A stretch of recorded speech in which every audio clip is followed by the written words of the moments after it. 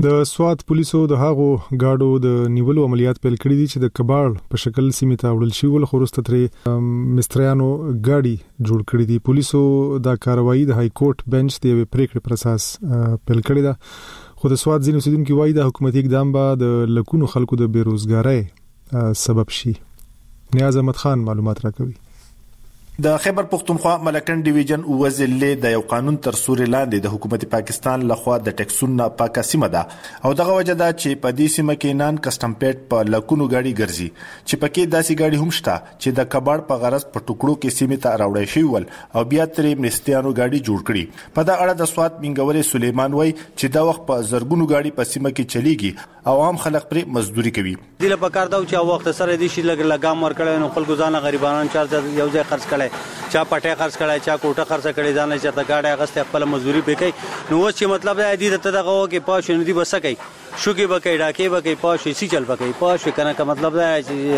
غلاګاری بکې سب بکې. ظفر الله خان چې د موټرو جوړولو کاریګر دی زیاتوي چې د فیصله سره به نه صرف زرګونو گاډي چلونکو متاثر شي ور سره به نور هم د بیروزګاری سره مخ شي. لکه قسم د گاډي تاسو په روډ کې ګورئ نو پدې کې تقریبا 90% چې دا کټ گاډي تاسو مېږي کوم چې غریب دي د خپل بچو روزي لپاره راوته نو هغه خلک چې دوی په ځابي نو دې سره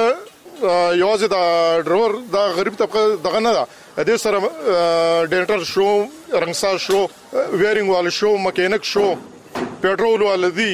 لکه ار یو کس په دې باندې دغه پروزي اثر پروزي چې نه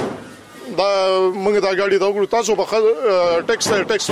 والے. بلخو د های کورټ فیصله په اړه د سوات بار اسوسییشن په خوانه مشر وکیل اصغر خان وایي چې دغه فیصله د قانون مطابق ده خو صرف هغه غاډي پکې شامل دي کوم ته چې کمپنۍ د پیجنګلو لپاره چې اس اس پلیټ لګولې او هغه متاثر کړی شوی کوم چې چیسس نمبر امپورټ شوی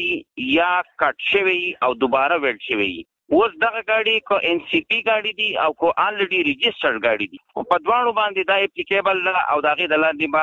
ردی ججمنټ د لاندې بیا کاروایی کی باقي په مارکیټ کې چې کم کټ گاډي باندې